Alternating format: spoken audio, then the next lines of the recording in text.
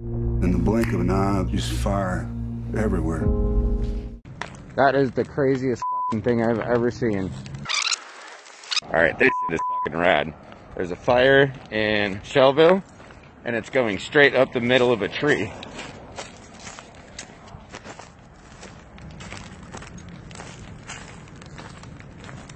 That is the craziest fucking thing I've ever seen. It's hollowed out the tree. Take the red pill.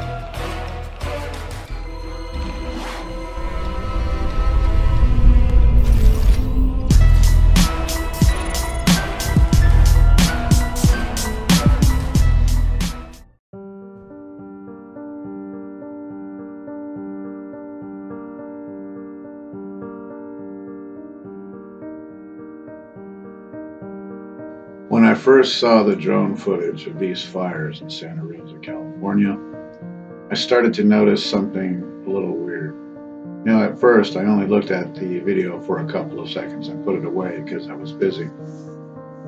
When I came back to the video to re-examine what I saw, I started to notice some weird things about this video. The drone footage showed houses that were completely burned to the ground, and yet they were surrounded by trees that seemed green and lush. I'm not the only one who's been noticing these inconsistencies with these fires.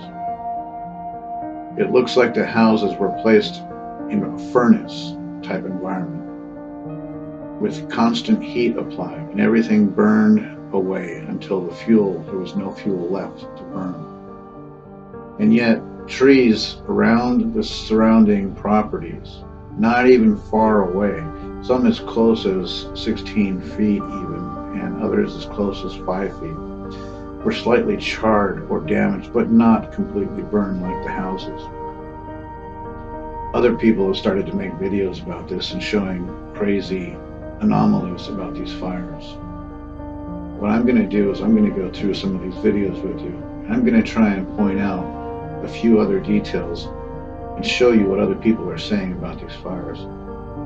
These don't look like normal, your average wildfire or house fire or structure fire.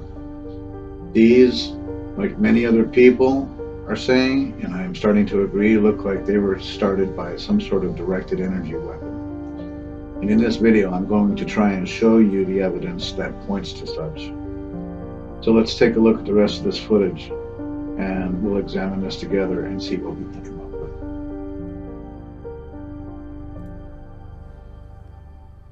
Okay guys, the first video I want to go through with you is this one. Now I know you can't see my mouse, so I won't try pointing with my mouse, but take a look at the car in the foreground of this video. Then look just to the left at the tree, and then look left of the tree to the house. You can see the house burned down to the ground. You can see this car is burned out, and the paint job looks like it was somehow sandblasted or burnt off somehow. And if you look at the wheels, you can see that the alloy rims have melted away and run away from the car down on the ground there. That's what those little white spots are you see.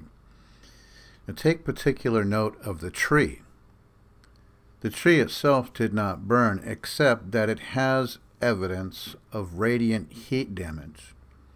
If you look on the left, you can see the char marks from radiant heat, which probably came off of the house that burned down. If you look at the right hand side of that tree, you can see just that short little char mark that shows evidence of radiant heat which affected it from the burnout of the car next to it.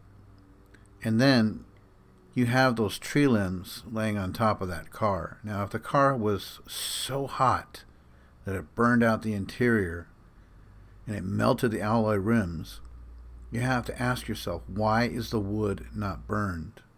Okay, so let's take a look at this video, and then what I'll do is I'll interject where I can to give you a little more insight into the radiant heat effects here. This was definitely a directed energy weapon that caused these fires, and it was tuned. It's tuned to certain materials, just like in the 9/11 psyop when we saw the Twin Towers come down. It's turning out to look like that Dr. Judy Wood was correct in her assumptions about directed energy weapons. Let's take a look at this video and get started. But then it would need fuel to spread all the way over to this car. You don't see no char marks on the asphalt or the concrete. That tree is still intact, but yet this car is completely destroyed. This tree wouldn't even be there. And you would see char marks from here to from the flattened house over to here. It would have completely burned the tree down in the process of destroying the car in such a manner. Alright, let's move on. Let me make it full screen.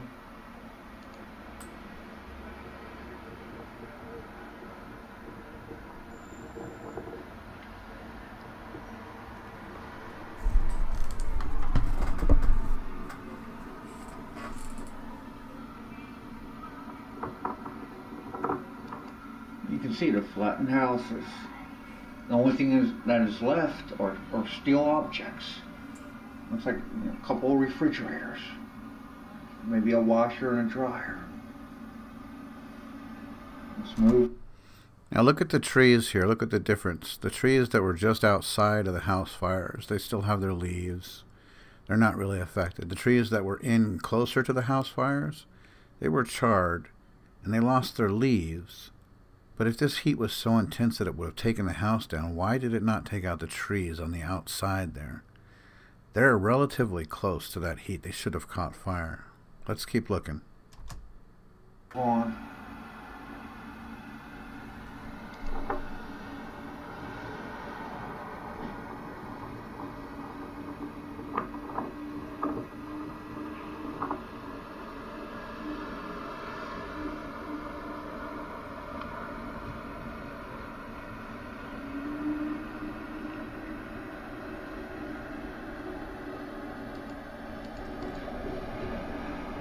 Once again, we can see a car almost completely destroyed, sandblasted outside, destroyed inside, missing rims, missing glass, tree still intact, no char marks on the concrete.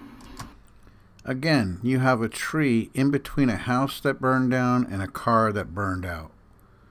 Why didn't the tree burn down from all that intense heat? Ask yourself that question. Let's move on.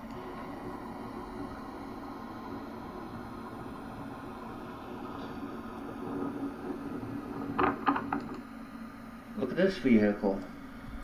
Here, even before he gets to the vehicle, look at this tree. Okay? The trunk is intact, but the top is charred. What would cause that in a natural fire? The trailer was sandblasted.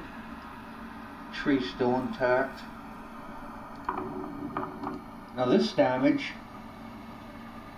you would say it was probably caused from this event. Because the paint job looks, like a fairly decent paint job. And it just doesn't seem like it, it could have been like this before, whatever happened. It looks to me like this car was just outside of the finger or the footprint of the directed energy laser beam or whatever beam it was, the microwave beam. So it wasn't really affected. Apparently the trailer was. There's just some weird anomalous effects going on with these fires. It doesn't make a whole lot of sense. Yeah, let's move on.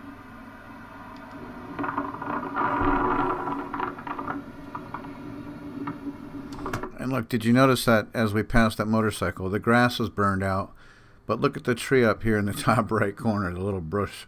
It's fairly green and lush. What? What?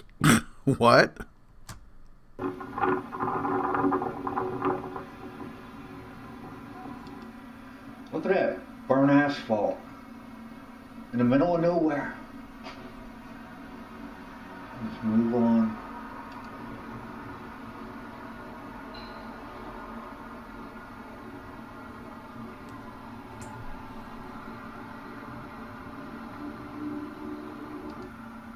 4 in a row.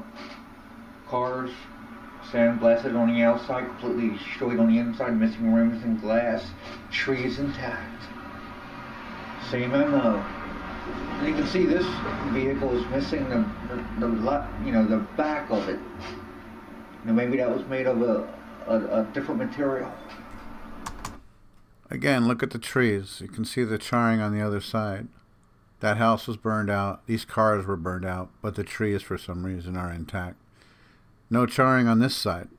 Looks like these trees were just far enough away from these cars not to be affected by the radiant heat. Strange? I think so. Let's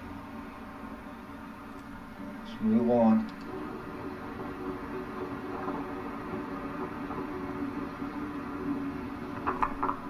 Oh, what's up with that tree? Look at this. Back up.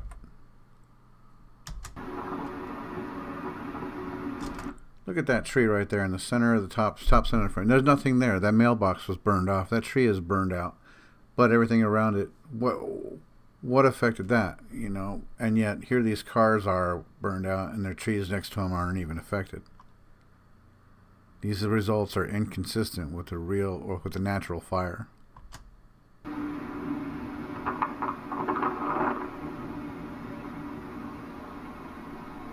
Fence still standing. Back.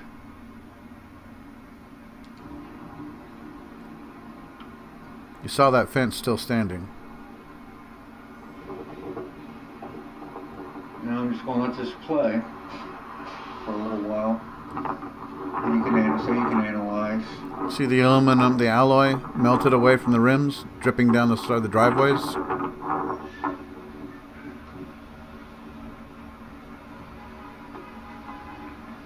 Those alloys burn at much hotter temperatures than house fires.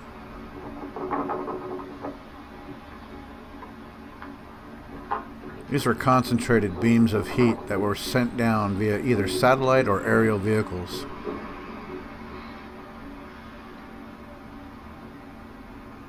Plus, on top of that, the geoengineering has been dumping aluminum and barium and strontium down into these areas for years. Aluminum, when you put it in a microwave, it sparks and it arcs. Barium. Another car in the middle of nowhere. Barium absorbs radiation. That gives a great combination for fire accelerants. So if this stuff was nano-coated with aluminum, with nano-aluminum and nano-barium, then it was real easy for these objects to not only just absorb the radiation, but to concentrate the heat in order to cause these fires and the temperatures required to melt out these tires and burn down these houses without even touching the surrounding vegetation, barely. So you can see the heat was concentrated on objects. It wasn't a normal wildfire where the heat is spread everywhere and everything burns. Not everything burned. No char marks on this guardrail. We have both of these vehicles sandblasted on the outside, completely destroyed on the inside.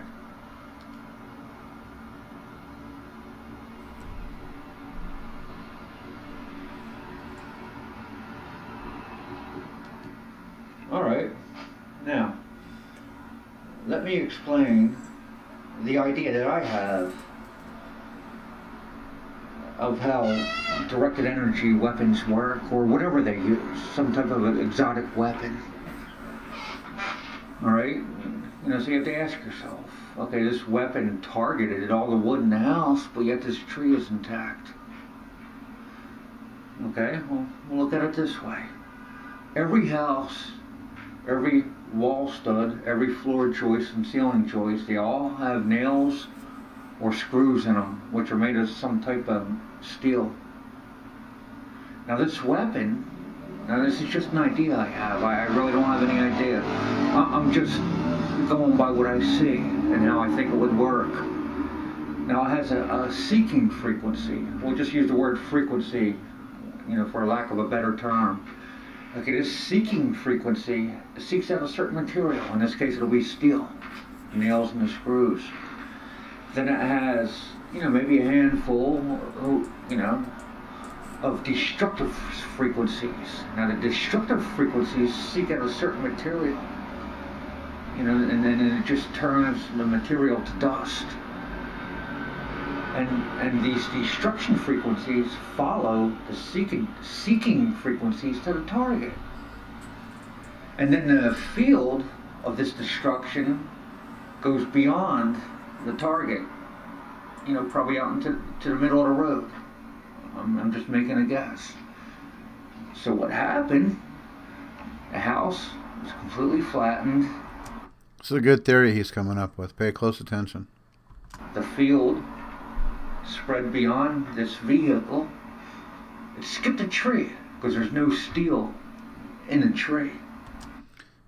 That's a good point. So maybe the trees either shed the barium and aluminum, or maybe he's dead on with his theory about the frequencies seeking out the metals to heat them up and cause the fires. But the car is made of steel. There's a lot of steel in the car. So then it decided, there's my next target. So it destroyed the car. Sand blasted outside, completely destroyed inside. Missing glass, no rims. So that's how I think it works. I could be wrong. You know, it's just my idea. This definitely was not a natural, you know, fire caused by natural, you know, caused by a natural reason. Some type of destructive weapon. All right. Now I want to let you watch the rest of the video. I might comment, I might not. This is a really good video. Very nice. Whoever took it did a very good job. All right. Let's move on.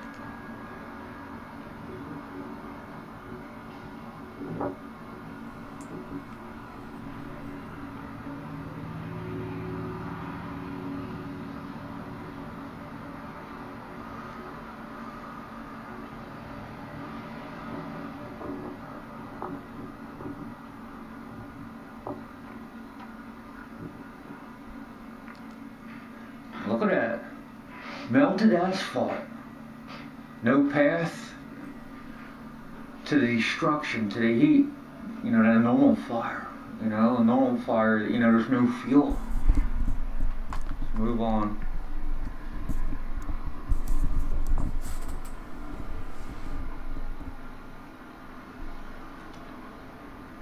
What would cause the asphalt to burn out like that, unless maybe there was metal underneath there, which attracted the frequency?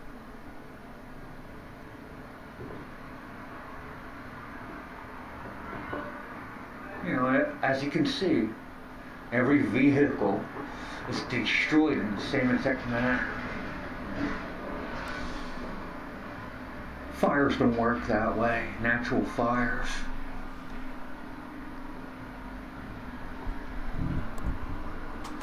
This is consistent with the footage from plaintruth.info, his videos, which I'm going to put one of them in here for a short while, and also the one from the Portugal fires. Let's keep watching this first.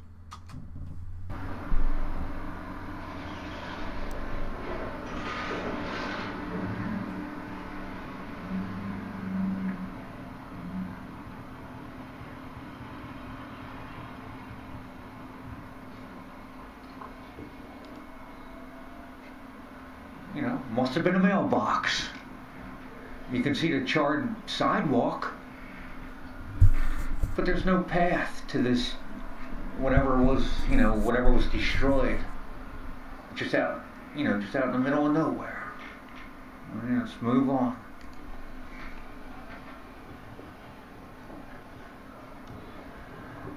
And this video is 9 minutes and 13 seconds long.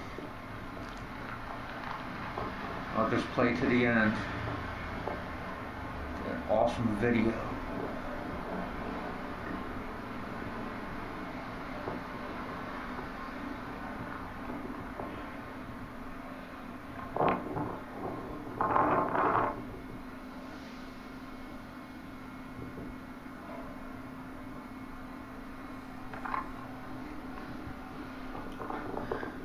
Download this video and analyze it for yourself.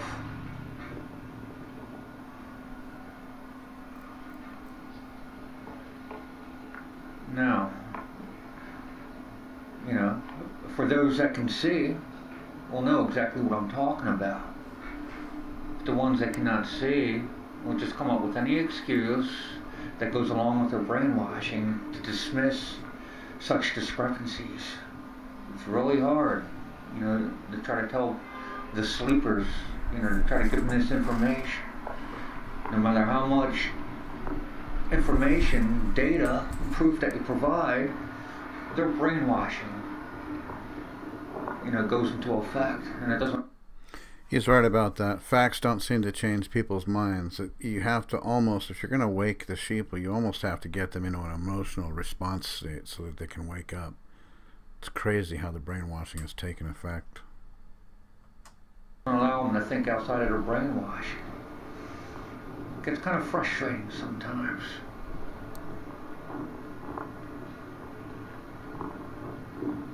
But you can see flattened houses, completely destroyed houses, no fuel path to the destroyed, you know, destroyed vehicles.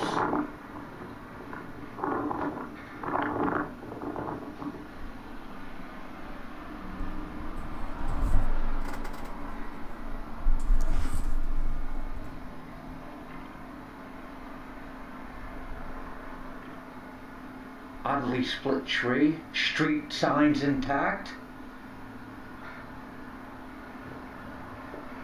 The seeker frequency found the street sign, but there were no destructive materials. It's made out of steel. So it ignored all the street signs. Another missing back. Odd char mark in the middle of the road.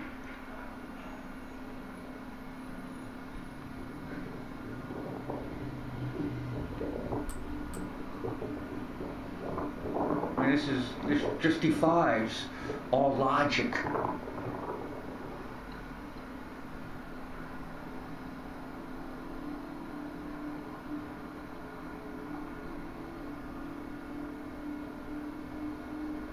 Odd char, more odd charring.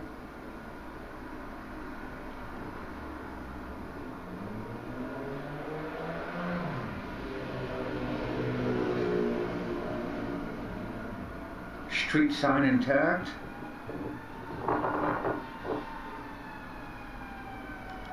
And here, the final example. Another vehicle out in the middle of nowhere. No char marks, no tree, no fuel to burn from the flattened houses from here over to here. Trees intact. These trees would be completely gone. There would be nothing but ash if the fire traveled from here to here. And if you don't find, you know, that there's something wrong with this story, I just don't know what to say. I want to play the rest of the video, and I probably won't comment on any more of it. You know, watch it. I probably won't comment on any more of it. Okay, so that's enough of that video. I'm going to put in the other few videos and a few other commentaries that I have created. This needs to go far and wide. People need to share this. People need to start understanding these aren't regular house fires or wildfires. This is some sort of directed energy attack. This is obvious to those of us who've been studying this for a while. Let's take a look at the next batch of videos here. I've just got something to say about this article here. State to fire victims, don't move debris or ashes. If you look down here, it says, the county on Saturday afternoon urged people going back into the burn zone not to try to clean up or move ash around your house. It could be dangerous and costly. The state of California's Cal Recycle program will be coming to the area to do rubbish and ash removal. If the residents begin doing it on their own, Cal Recycle won't touch their property, and they will end up paying thousands of dollars to clean up what are, in essence, hazardous sites. Now, why do they want to come in and clean up the sites on their own, calling them hazardous? Weren't these just regular fires? Or maybe it's a chemical fire, with all that aluminum and barium being rained down on California with the geoengineering programs. How is this going to affect this fire area? Well, you've seen how the areas were burned out, houses were burned out, but nothing else is burned. The trees are still standing, as you can see in this picture here in the top left.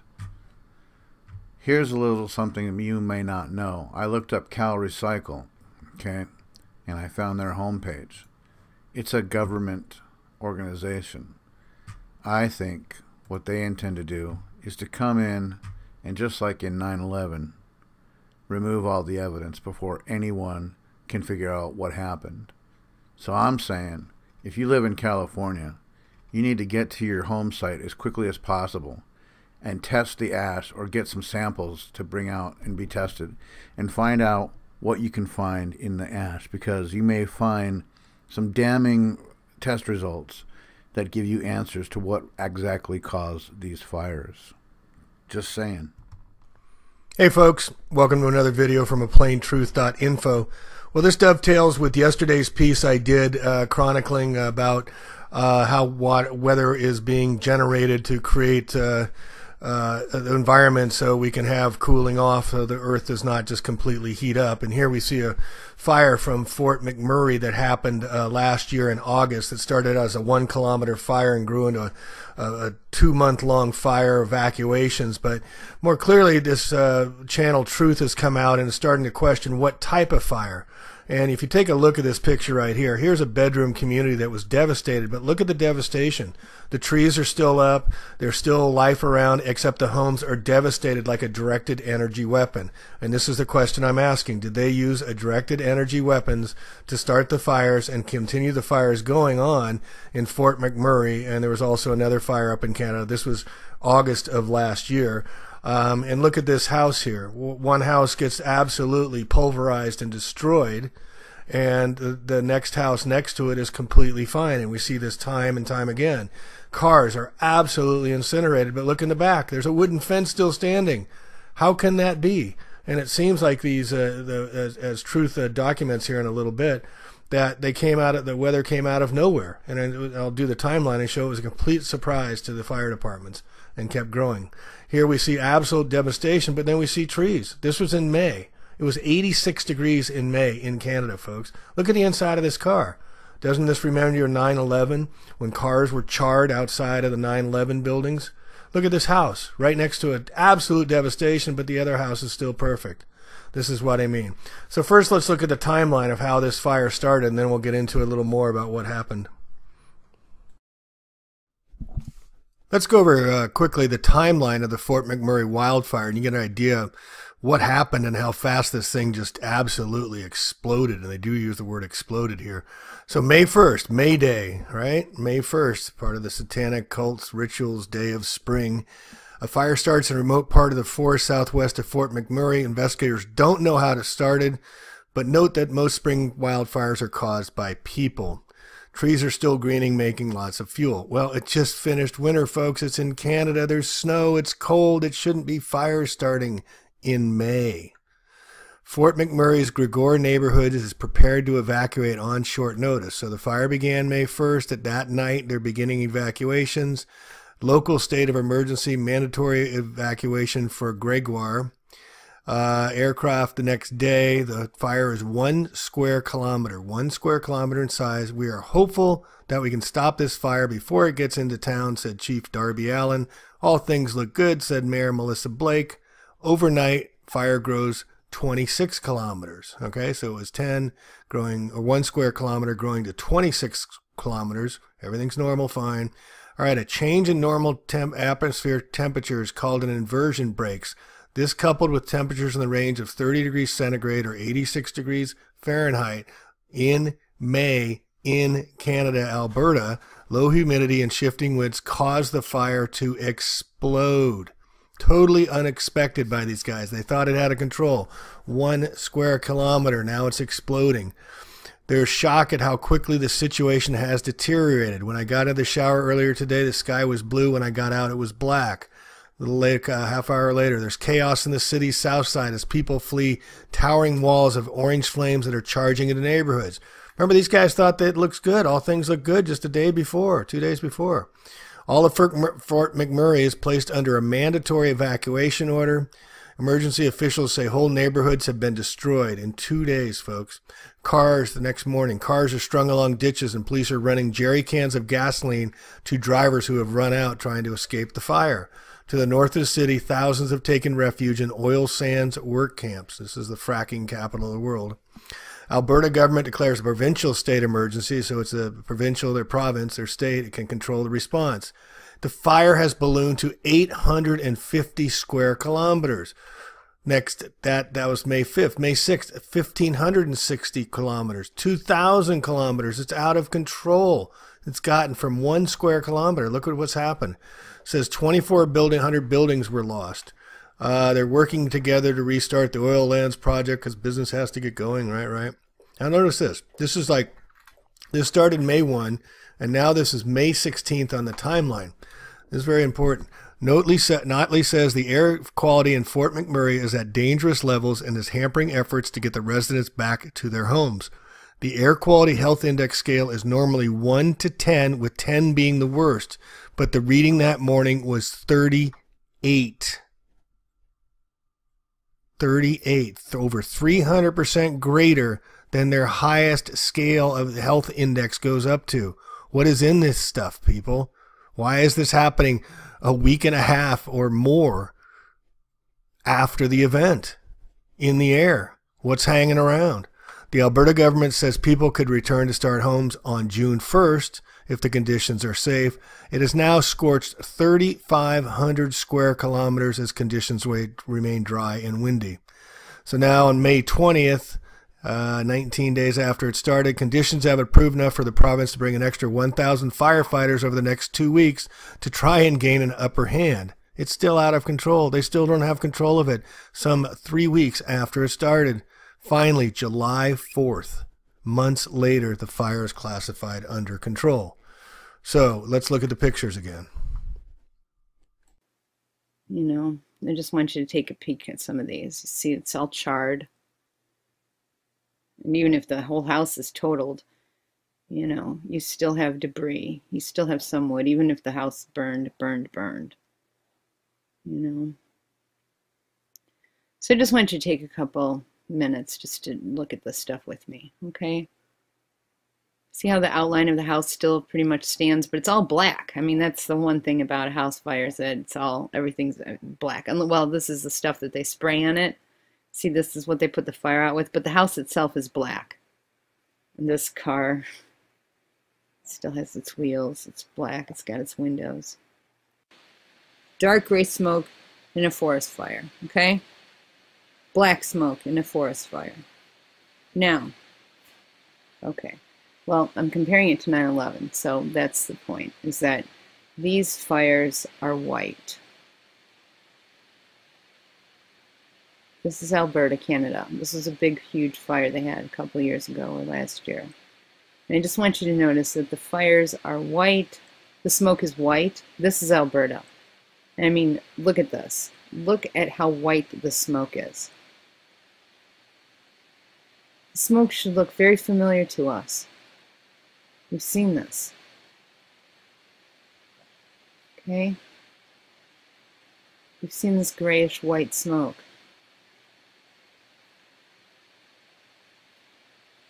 Now, this is where it starts getting creepier.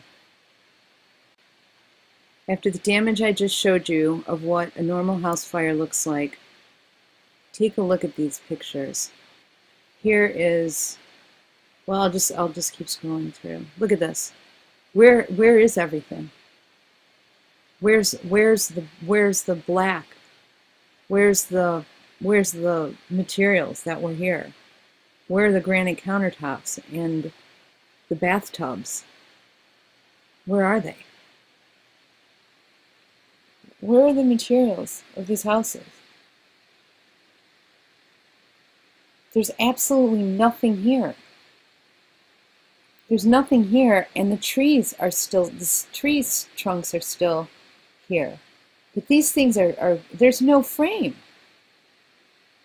There's no frame to these. This just doesn't make any sense. Where's the glass? Where is the glass for this thing? Do you know what temperature glass melts at? Glass melts at 2,400 degrees Fahrenheit. Now look at this. Tell me where this fire entered. Where did this fire come from? It's green around here. Maybe it came from here, but I don't know. It doesn't make sense. It's all white. Where's the glass for these cars? None of these cars have any glass. And look at the wheels. See the bottom of the wheels here? I'm going to show you in a minute. When these tires melt, when cars catch on fire and the tires melt, they have these like copper wires. There's no wheels, and they just are all fried. But now look at this. You can see the goop down here from there's stuff down here. But now look here. Here we have twisted metal, which is also from something we experienced in 9/11, isn't it? See this twisted metal? This is a big I-beam, you know? Because it doesn't make any sense how this fire burned. These trees weren't burned. So this wasn't a forest fire. You can see it burned through here, but these trees are fine. How did it cross the street? How did it get through here? This is an island. This is like a little court island. So where is this fire coming from? None of this makes any sense. So let me just show you some more pictures. Look at this. This is crazy. There is like nothing here, and it's all white. Everything here is white. I don't know. It just reminded me of this. This is what it reminds me of. It's like the same debris field, or lack thereof. You know? I mean, you want to tell me every granite countertop and all the windows and all the structures, because it must have moved through so fast. So, okay, so it moved through fast. So some of the structures should still be here. There's just a couple of pieces of brick. And look at this. It went across the street and it missed this house and missed this house and burned everything but the trees. I mean, this is just, this, I don't know why anybody hasn't looked at this. But look at this mess. Where's the property? Where's the material that was in these houses? You mean to tell me the entire structure of the building went down and these little pieces of trees didn't? And see, now where's the trail of the fire? You have this wall of green here. This didn't catch on fire. And this didn't catch on fire. So where's it coming from? If this didn't catch on fire, where did it come from? I mean, these houses have nothing left in them. They're just flattened. And look at this. This one, how did this one catch on fire? What the heck I mean, these pictures, they don't make any sense to me. And this has been bugging me for a while. Look at this. What the hell happened there? Look at this. This looks like the inside of the World Trade Center, what was left of it. How did this happen? This house is like deteriorated. So that was the directed energy weapons possibly being used in Alberta, Canada fires, also with the aluminum used with geoengineering over decades. That's certainly helping spark the fires, but it sure looked like that thing was combusted and directed energy and just pulverized concrete and just blasted everything in its place. All right, so in closing, I just want to, I've been kind of taking a task, Geoengineering Watch, the research leader in geoengineering here, and I don't know what they're posting these days. The other day's post, geoengineering is now causing lethal UV radiation exposure. Now, I followed Mr. Wigginton when he talked about UVB levels and the intensity of the sun being because of UVB. He brought out the instruments and he showed testing UVA and UVB, subtracted UVB from UVA, and showed that it was over 1,000% above what's being reported by the EPA as far as UVB levels. They were reporting, I think, 5%. Total. So with another meter, so we'll turn the sensor again toward the sun. This measurement you see here is a combination of UVA and UVB combined. End up with about 60% of the total incoming UV is UVB, and that's simply off the charts. So that's our UVA measurement. Now we're going to measure UVA and UVB, and we'll subtract the UVA measurement from that. But now Mr. Wigginton is coming out and saying the ultimate killer UVC spectrum is now in play, but I'm very questioning his scientific approach to this statement. All official UV monitoring sources tell us that lethal UVC radiation from the sun is stopped up at 100,000 feet in the air. So Geoengineering Watch has a source. This source is a NASA aeronautics engineer, a veteran of 40 years in the field of atmospheric study and ozone depletion, who is doing his best to sound the alarm. Take my word for it, 40-year NASA employee, can't tell you about the guy. So here's where I get into the misdirection that just really bothers me with what he's doing here. Many mainstream sources confirm ozone damage will occur. Many mainstream sources confirm ozone damage will occur. So he provides a lot of links, and when you go to these links, this is from Think Progress. Geoengineering scheme damages the ozone layer back from 2008. So it's a scheme damaging the ozone layer. But folks, show me where it says what he just said about UVB, and this is the whole article here. It doesn't confirm what he was just stating was confirmation of his statement here in this article. Getting right back to it. I mean, mainstream sources confirm ozone damage will occur from geoengineering, and this is the article you're citing? This isn't confirmation. They say it's a scheme. It's written kind of a puff piece back in 2008. Sorry, not confirmation. That is not a link that confirms what you're saying here, Mr. Wigginton. All right, so going on, this UVC is going to kill us all. It looks like now a new thing. So he's saying our NASA engineer colleague, it's the severity of UVC radiation exposure is crystal clear. The chart was kept as basic as possible. Note the baseline is set at 1 for UVC levels because they don't recognize it.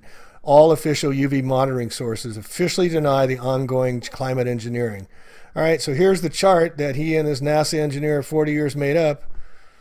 My 5th grade son could make this chart, folks. Where's the time dates? Where's the measurement apparatuses? Where's the testing measurements used? Now we find out the UVC radiation reading in the chart was taken on 1/117. So here he's had all this deadly radiation information from this chart from 1/117 from his 40-year NASA insider, and he's releasing it now? Ongoing measurements are in a similar range. Take my word for it. He's not doing any proof. Well, here we have a chart. So this is from August 5th, just the other day, reveals the increasing spikes of ever more lethal UV radiation. Now this is made up by, I assume, Mr. Wigginton at Geoengineering Watch, since he's the lead researcher there, and they're in nanometers. And what does this show us? Nothing. It shows August 5th spikes of what time frame? What are these numbers? I mean, what does this mean? It just makes no sense that he's trying to make his case that all of a sudden he's coming out and saying UVC is here and it's going to kill us all. And then he throws in a bunch of quotes that UVC doesn't exist. And he talks about a bunch of fires going on. But he never makes the case about UVC. He just talks about this NASA engineer that must remain anonymous. Take my word for it, folks. Take my word for it. Sorry, Mr. Wigginton, I need the proof. If you want the proof, sir, maybe I can help you. Here you can go over for $142, and you could buy your own UVC meter and measure for yourself and prove to us the UVC is off the charts, as you are claiming with these innocuous charts that are just made up by your anonymous NASA engineer and yourself. And then you show us, like you did with the UVB, how this is true. All right? I'd love to see it, but your scientific proof here is failing miserably here, sir. So that's all I got for today. This is a Plain Truth Out. We'll catch you on the next video. Hey guys, it's 11:30 a.m. on October 10th, 2017, and I just wanted to go over some basic facts with you guys about fires. The average house fire burns at a temperature of about 1100 degrees Fahrenheit, which isn't hot enough to destroy most metals and earthly made substances. And if an item is well placed and small in size, its chances of survival increase drastically. Let's take a look at the burning point of a couple of materials. Glass burns at around 2600 to 2900 degrees Fahrenheit, which is more than double the regular temperature of house fires or forest fires. And let's see what we can find out about aluminum. Aluminum melts at around 1220 degrees. Some alloys burn a little bit hotter. around 1900 degrees. Now let's take a look at what the National Institute of Fire Safety and Safety Training say what will not generally burn in a house fire. Jewelry, because it's metal. Silver coins, because they're metal. Filing cabinets, steel filing cabinets are built to last so that businesses won't have to deal with the loss of important files after building fires. Many people keep personal documents in filing cabinets, which are often kept in home offices. And it says here that silver burns around 1800 degrees Fahrenheit. Let's go down to barbecue grills, cookware, some appliances, stone table, fire safes. Let's see, it says here about tools. Because the melting point of carbon steel is between 2600 and 28 degrees Fahrenheit. And the melting point of stainless steel is roughly 2700 degrees. So you're not going to see your barbecues melt. You're not going to see your ovens and your most of your appliances. They're not going to melt. They'll be burned, they'll be damaged, but they're not going to melt. It's common to find an appliance or two that remains intact. There's chaos around there, but many appliances these days are made with stainless steel, which gives them a sleek and design durability. So a lot of people have these things, but the metal, the frame itself of these things is not going to melt. So let's take a peek at what happened here. Well, let me just show you some pictures here of normal house fires. What's usually left afterwards. There's a bunch of rubble and everything's black. Usually the frames of the buildings stand. And there's a bunch of crap around the trees, or around the place, buildings. The frame of the building stays intact. The entire building does not disappear. There's still debris. There's a huge debris field after these things.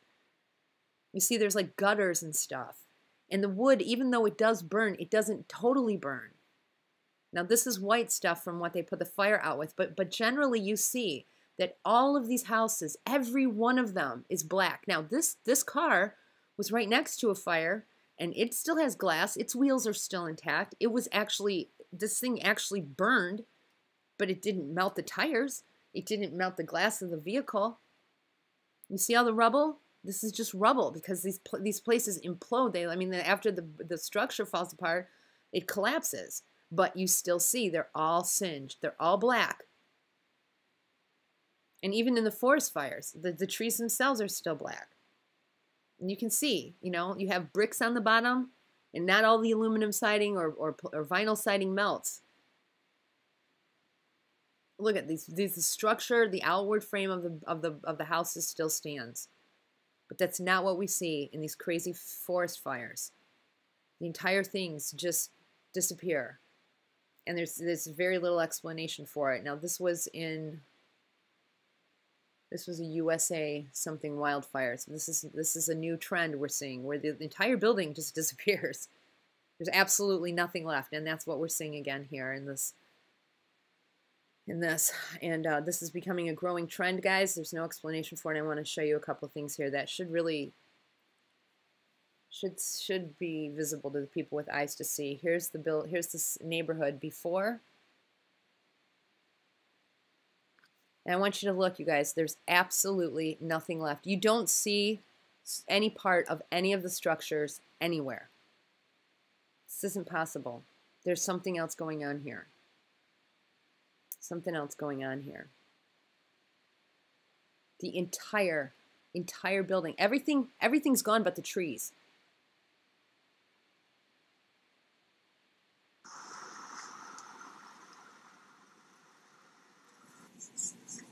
Now I want you to notice here that there's absolutely nothing of the structures left. Not one of them. The trees are still here. There's debris, but very, very little debris. Where's the stuff that was in all these houses?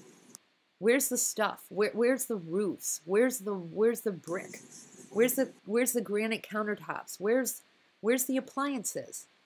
Where is everything? How come only the trees are standing? This is just not right.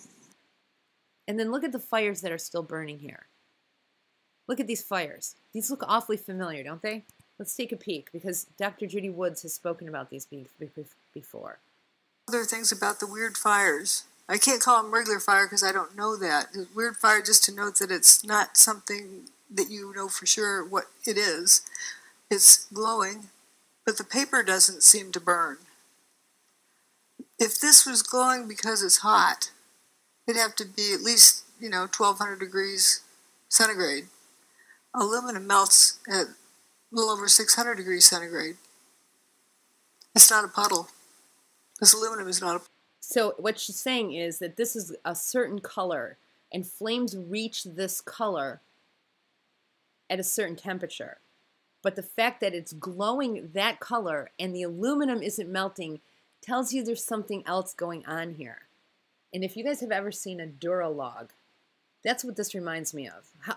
Like, if you've ever burned a Duralog in a fireplace and poked your fire poker into it, you realize these things just kind of break into a million pieces and they continue to glow. They're not actually still on fire, and they're hot, but they're not the same kind of flame that you get out of a piece of wood.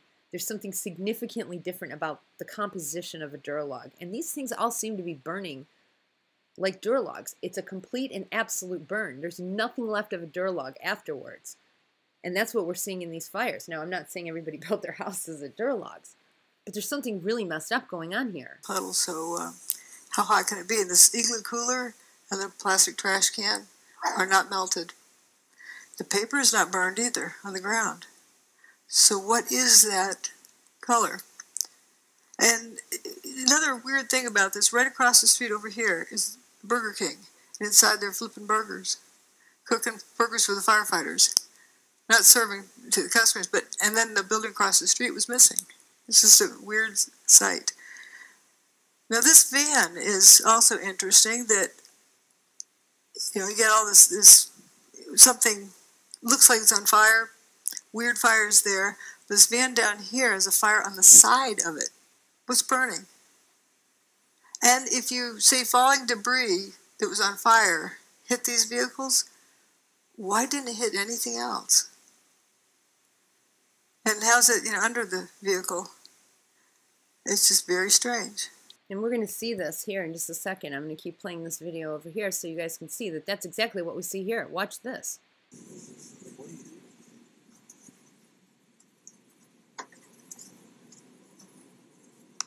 Notice that these, see how they're all just kind of burning like, I don't know what. And these cars, I'm going to back up here. These cars are all smashed. They have no glass. They're all smashed. Watch this.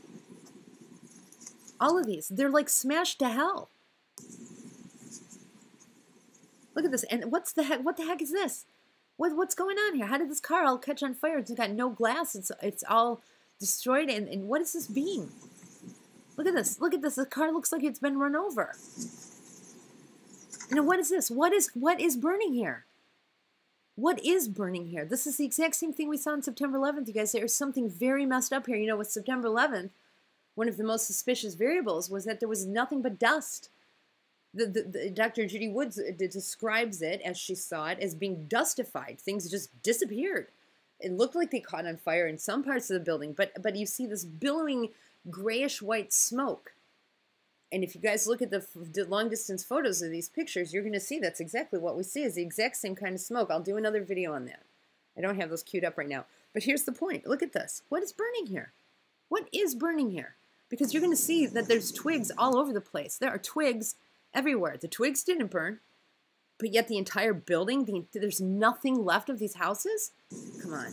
This is just very weird. This shouldn't be this way. Some of these are pines. You guys, let me just point out, some of these are pine trees.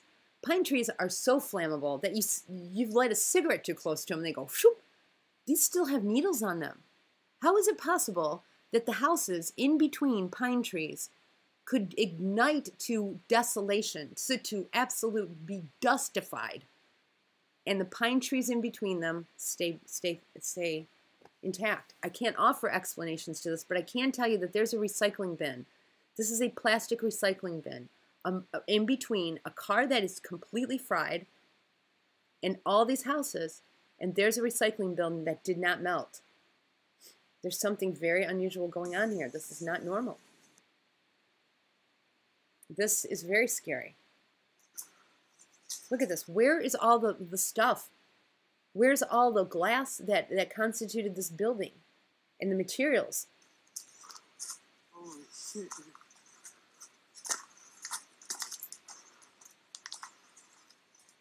Where's all the glass?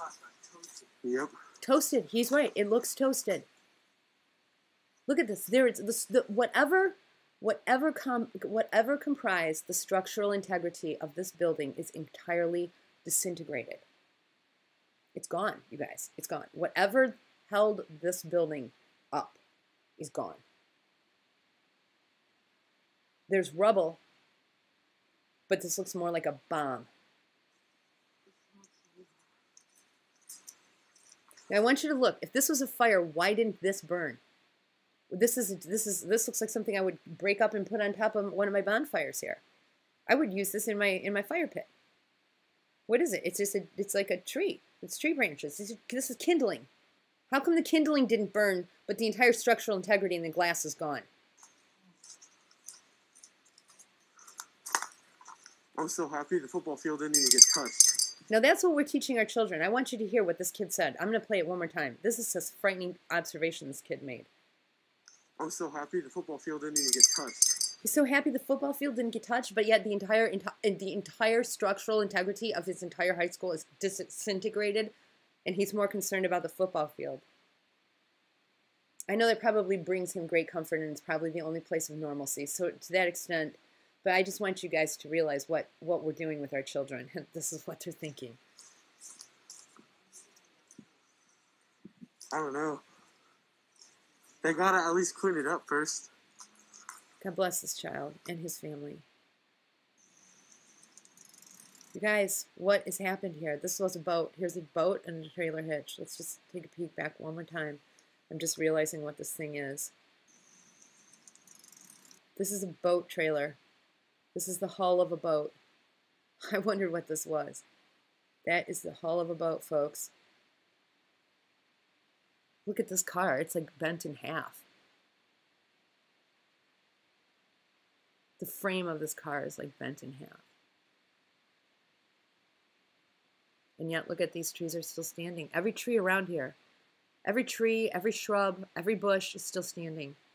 There's no way, there is no way that this is normal, folks. What is this? This is a shape, this is a frame of something. These were homes. Where are the toilets? Where's the glass? Where's the metal? Where's the structural frame? Let's just back up here and take one more peek at these pictures, because this is worth noting, guys. I want you to look at what normally remains standing after house fires, okay? Look at this. This is the kind of stuff we should see. And then the rubble for where everything fell down. It's one thing if the building burns and then all the crap collapses.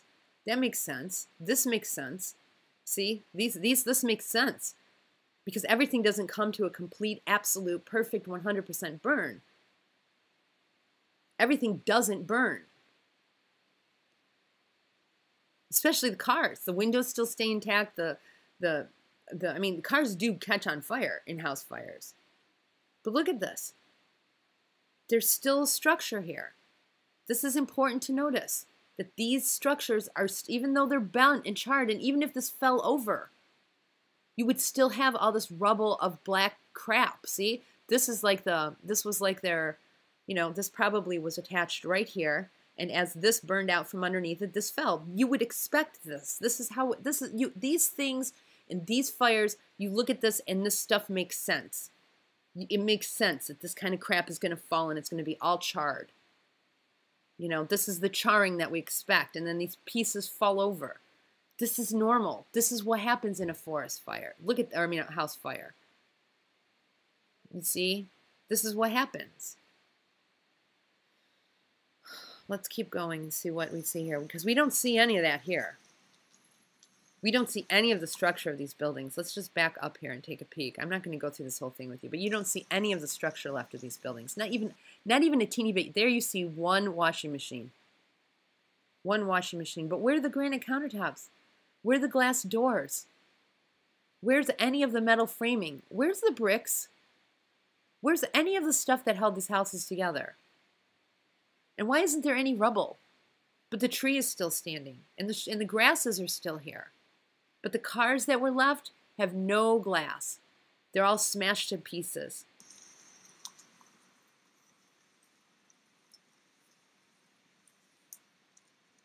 Look at this, the garbage cans. Come on, guys, all the garbage cans are here, but look at the cars. Look at the condition of these vehicles. Look at this. This is all smashed and bent. And look at the twigs on the ground. These things should have caught on fire. How come there's pine needles and stuff all in the path? Right where trees, where cars are just completely toasted. My gosh, you guys, look at this. These are all like, this looks like a bomb went off. This is like shrapnel of a tree that exploded. Where's the people's lawns? Here are some appliances. Look at that. We've got a dishwasher, or no, not a dishwasher, a washing machine here. But that's it. That's all you can see. And look at this vehicle. Would you just look at this vehicle? Oh gosh, I keep touching it. I'm sorry. There, look at this vehicle. These vehicles are all destroyed. Look at this. What is this? What is this? All these vehicles are just, they have absolutely no glass in them. They're all just destroyed. Where's the house? Where did these houses go? Why isn't there anything standing whatsoever but the trees? This is supposed to be a forest fire. How come the forest didn't catch on fire? Not even the tree branches. Look at, there's just twigs and stuff everywhere. Why did the twigs not burn? But every single solitary piece of 2x4 that built these houses is standing. I mean, isn't standing, is gone. It's all disappeared. There's no aluminum siding. There's no bricks. There's nothing.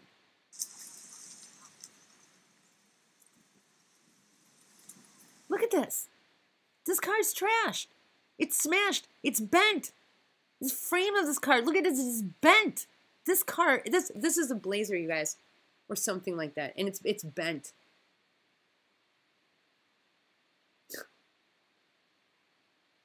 Look at this. This stuff is still standing. The trees are still standing. Where's the buildings? Where did the buildings go? Where are the granite countertops? Where's any of the furniture? Where's the building? This was somebody's house, guys. Didn't anything survive? You mean the coils of the bed, the mattresses didn't survive? Where is any of this stuff? People lived here. This was their contents of their entire house. How can it all be gone? I gotta slow this down. This is ridiculous. I can't believe this. It's just what we're looking at, and it's like, this is real. At least people, I mean, I know it's real. It really happened, but what is this? Look at this. Where is this house? Where's any of the stuff? Because they left their garbage cans out, and their garbage cans are fine. The trees are still fine. So where did all the stuff inside the buildings go? Look at this, there's a plastic mailbox, people. How can the plastic mailbox still be standing? These are wood posts. And why is everything so white? This is just totally not normal, you guys. This is totally not normal. I'm trying not to get upset about this, but my gosh, where's their house? Where are any of their houses? Look at this. What is this? This isn't even burned. This just fell, and everything underneath is just disintegrated and gone.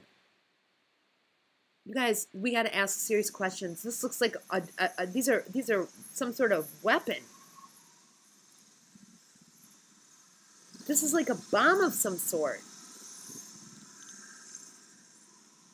This is like a disintegration bomb. I mean, it's like, look at them. There's still little rubbles of fire burning. Why aren't the trees on fire still?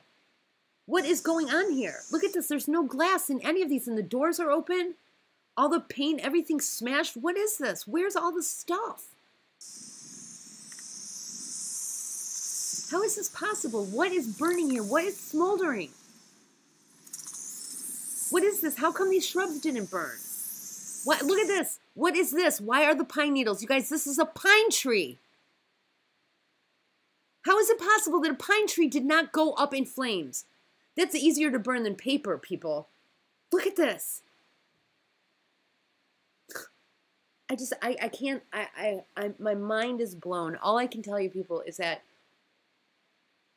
we have to start using our eyes and our heads. For the people who can see, I guess here's the objective of me doing this video, and I'm going to turn it off now. The objective of me doing this video is to confirm to the people with eyes to see that we are seeing as messed up as what we're seeing. I'm not going to convince anybody who can't see this. But people with eyes to see can see that there's something very wrong here. And so by grace of God, those of us that can see do see. And I know we're probably not going to get anybody else to see, but to those of my brothers and sisters out there that actually have eyes to see, you're not the only ones that see it. I see it too. And this is very messed up and very wrong. And by grace, we're saved. So we just put our faith in Jesus Christ and know that we're in a war. This spiritual war has turned physical. And I don't know exactly what we're supposed to do about it, but put our faith in Jesus Christ, which I do. And that's it. My brothers and sisters, what we're seeing here is not normal. And that's it. I'm just doing this video to confirm that to you. Remember, the truth is out there waiting to be found. Wake up, take the red pill, join the red pill info war. Break the matrix, free your mind.